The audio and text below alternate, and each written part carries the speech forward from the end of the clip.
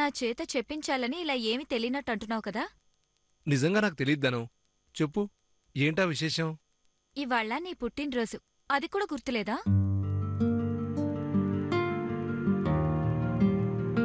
అవును కదూ, నాకది తట్టనే లేదు.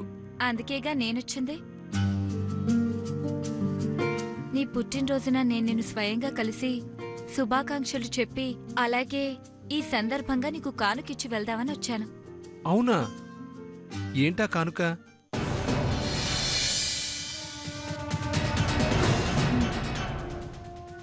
ఏంటిది? అడిగే బదులు తీసి చూడొచ్చు కదా.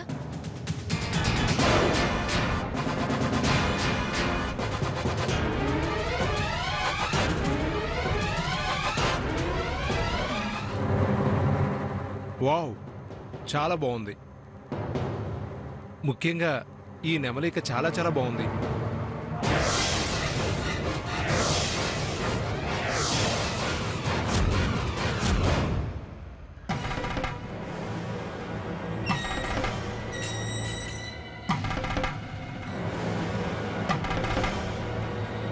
నువ్వు చొక్కా వేసుకుంటే ఇంకా బాగుంటుంది. అలాగే, ఇంటికి వెళ్ళాక వేసుకుంటాను. అదేం కుదరదు, నువ్విప్పుడే వేసుకోవాలంతే. నేను ఈ చొక్కాలో నిన్ను చూడాలి.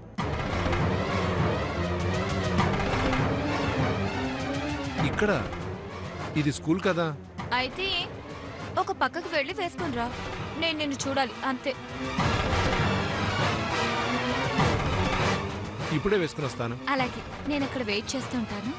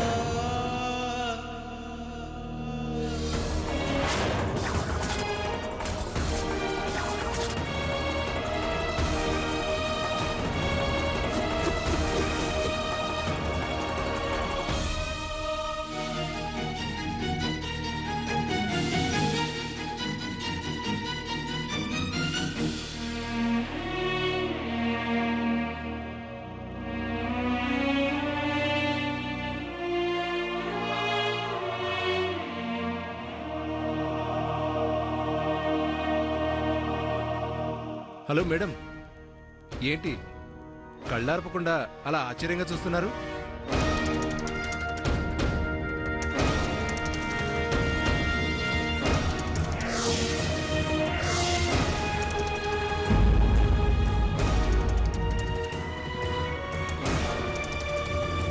ఏంటి, ఈ షర్టు బాగుందా? ఈ షర్ట్ మీకెక్కడిది? ఎవరికీ చెప్పకుండా నేనే దొంగిలించి తీసుకొచ్చాను. లేకపోతే ఏంటండి, నేనేదో మీ ఇంటికి వచ్చి మీ ఇంట్లో ఉన్న చొక్కాని తీసుకొచ్చి వేసుకున్నట్లు ఈ షర్ట్ ఎక్కడదని అడుగుతారేంటి? ఇవాళ నా పుట్టినరోజు, అందుకే నాకు ఈ షర్ట్ ఒకళ్ళు గిఫ్ట్గా ఇచ్చారు. ఆ గిఫ్ట్ ఇచ్చింది ఎవరో చెప్పుకొని చూద్దాం.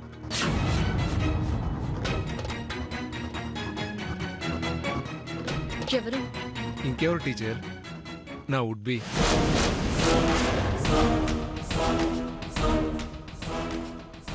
నా కాబోయే భార్య నా మీద ప్రేమతో ఈ షర్ట్ తీసుకొచ్చి ఇచ్చింది. మీతో ఫోన్లో మాట్లాడింది కూడా తనే. తన పేరు ధనం. తనే తీసుకొచ్చిచ్చింది. పద్మావతి గారు, హలో పద్మావతి గారు, ఏంటండి అలా సైలెంట్ అయిపోయారు? నా ఉడ్బిని మీరు చూస్తారా?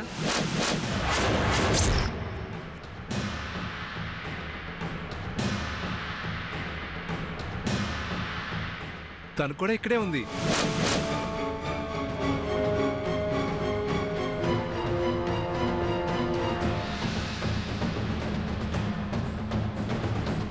అదిగో మాటల్లోనే వచ్చేస్తుంది, మీ వెనకే ఉంది.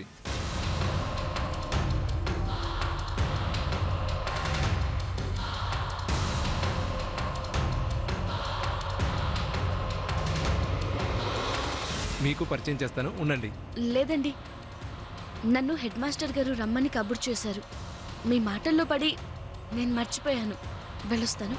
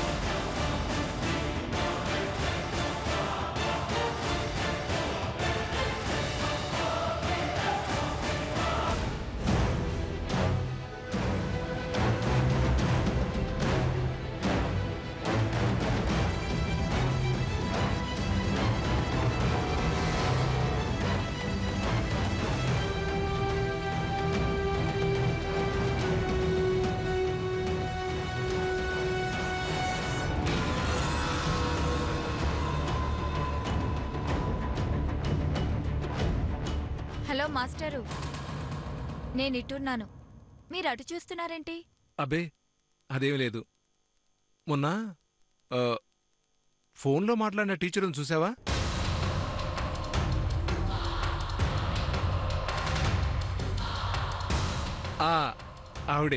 ఆవిడే పద్మావతి.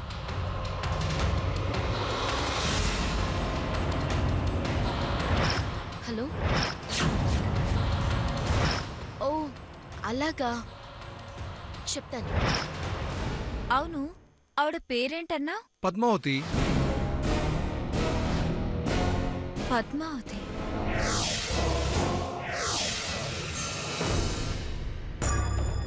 ఏమైంది, ఆలోచిస్తున్నావు? అబ్బే ఏం లేదు. ధనం రా, ఆవిడ్ని పరిచయం చేస్తాను.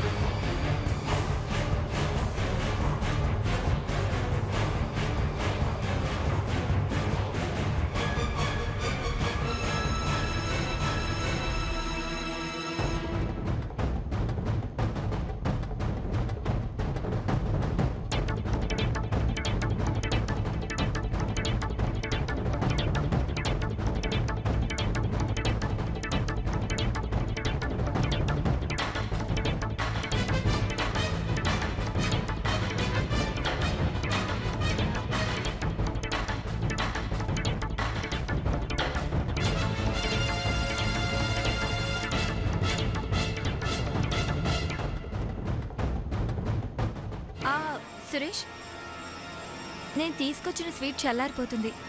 ఇది వేడిగా తింటేనే బాగుంటుంది. టీచర్ని ఇంకోసారి కలుద్దాం. సరే పద.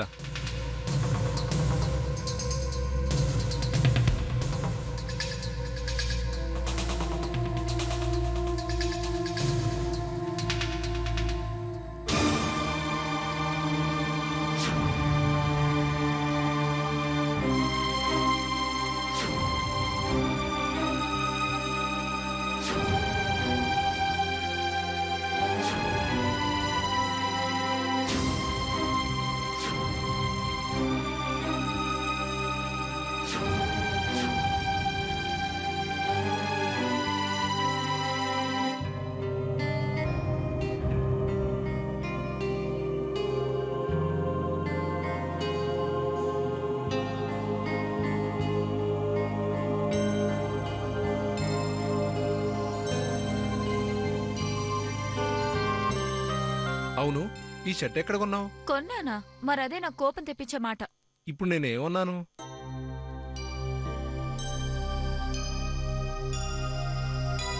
ఏమన్నానంటావేంటి? నేను నీకోసం ప్రేమగా నా చేతులతో కష్టపడి కుట్టిన చొక్కా ఇది. అవునా? ఈ షర్ట్ని నువ్వు నీ చేతులతో కుట్టావా? అవును, ఇది కుడుతుంటే చేతులు తెగ నొప్పొచ్చేవి.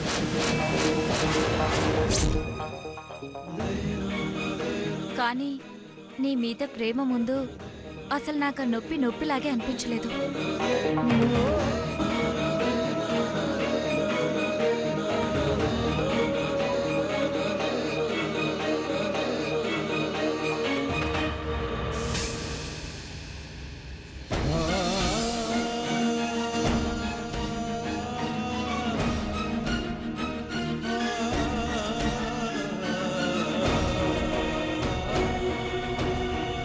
అవునా? ఐ లవ్ యూ ధను.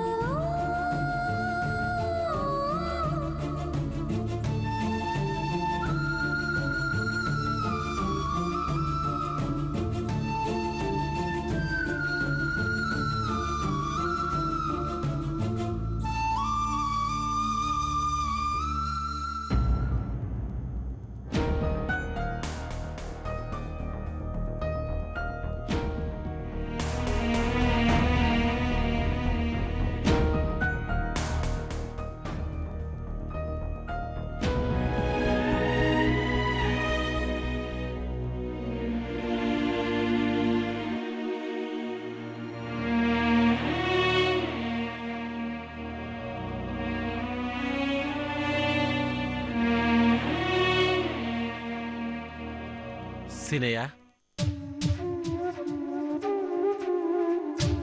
చెప్పన్నయ్య. మనిషి జీవితం చిత్రమైందైతే కాలం విచిత్రమైంది కదూ.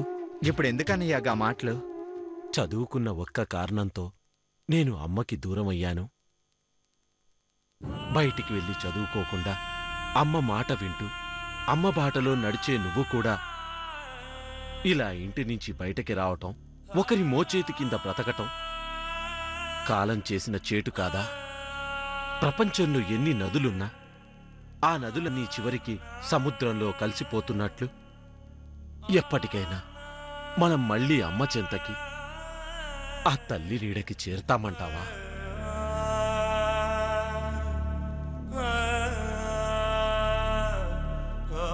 చెప్పు సీనయ్య. చెడు చేసిన కాలం ఏదో ఒక రోజు మంచి చేయకుండా పోతుందా?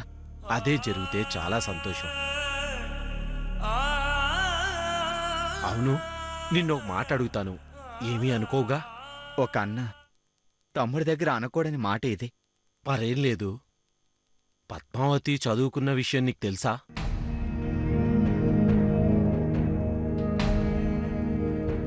తెలుసన్నా.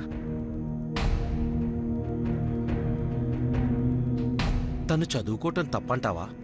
అమ్మ మనసును బాధపెట్టే ఏ విషయమైనా నా దృష్టిలో తప్పే. చదువుకున్న వాళ్లల్లో మంచివాళ్లుండారని అమ్మ అభిప్రాయం. కాని చదువుకున్న వాళ్లల్లో కూడా చాలామంది మంచివాళ్లుంటారు. అది అమ్మ తెలుసుకోవడం లేదు. సరే, అది అలా ఉంచు. ఒకవేళ పద్మావతి ఉద్యోగం చేస్తే దాన్ని నువ్వు ఏ రకంగా తీసుకుంటావు?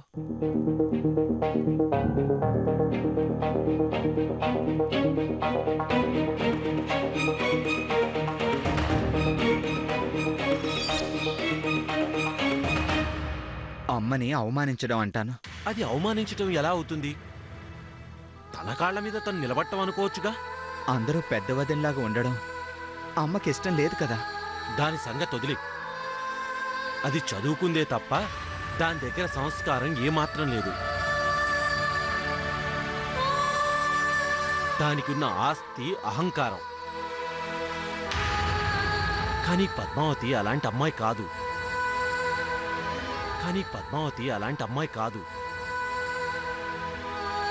ఆ అహంభావం వల్లే మీ వదిన నాకు మన ఇంటికి దూరమైంది. చెడుకి దూరమైతే బాధుండదు, కానీ మంచికి దూరమైతే ఆ బాధ భరించలేనిది. నీ విషయంలో అలా జరగకూడదనే నా తపన, ఆరాటం.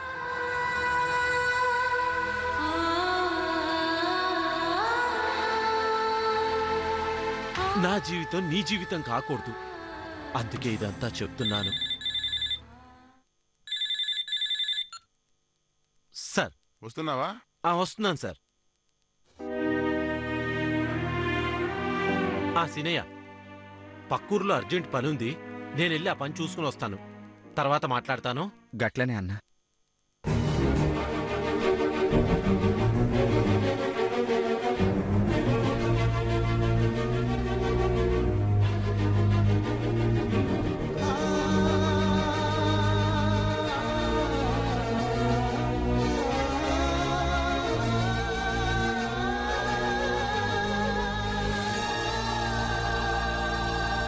నమస్తే సార్, మీరు కలెక్టర్ గారు పిఏ సింహాద్రి గారు కదూ? అవును. నన్ను దుర్గమ్మ గారు అంటే మీ అమ్మగారు పంపించారు.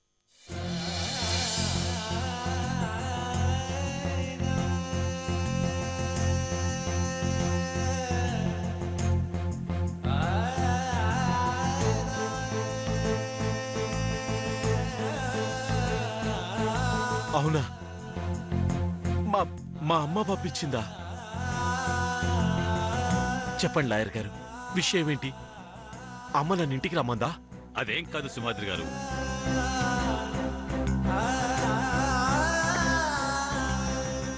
కాదా?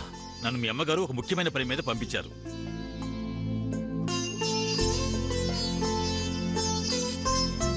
చెప్పండి.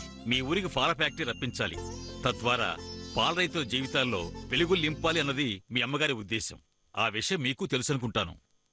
అవును, దానికోసం ట్రై చేయటం, ఫెయిల్ అవటం, అది గవర్నమెంట్ ఆ ప్రాజెక్ట్ని రిజెక్ట్ చేయటం జరిగిపోయాయి కదా. ఆ ప్రాజెక్టుని ఎలాగైనా మీ ఊరికి రప్పించాలని మీ అమ్మగారు తిరిగి ప్రయత్నాలు ప్రారంభించారు. దాని గురించి మీ అమ్మగారు స్థిరచరాస్తుల షూరిటీగా పెట్టడానికి సంకల్పంతో ఉన్నారు. మీరు కూడా ఈ పేపర్స్ మీద సంతకాలు చేయాలి, అందుకే నన్ను పంపించారు.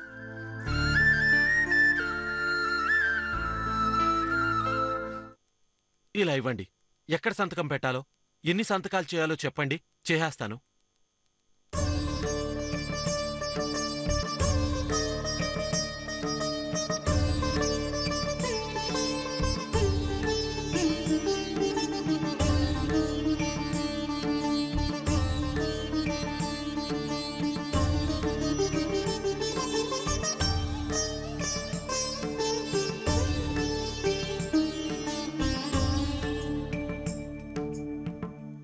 ఇంట్లోంచి బయటకు గింటేసిన అమ్మ మనసులో నేనున్నాను. చదువు విషయంలో, పెళ్లి విషయంలో అమ్మని బాధ పెట్టినా ఈ విషయంలో అమ్మని సంతోషపెట్టాలి. ఇలాంటి అవకాశం నాకు కల్పించిన అమ్మకి నేనిచ్చే కానుకే ఈ సంతకం. మీ తమ్ముడు సీనయ్య గారు కూడా? తను ఇక్కడే ఉన్నాడు. సీనయ్య, సీనయ్య!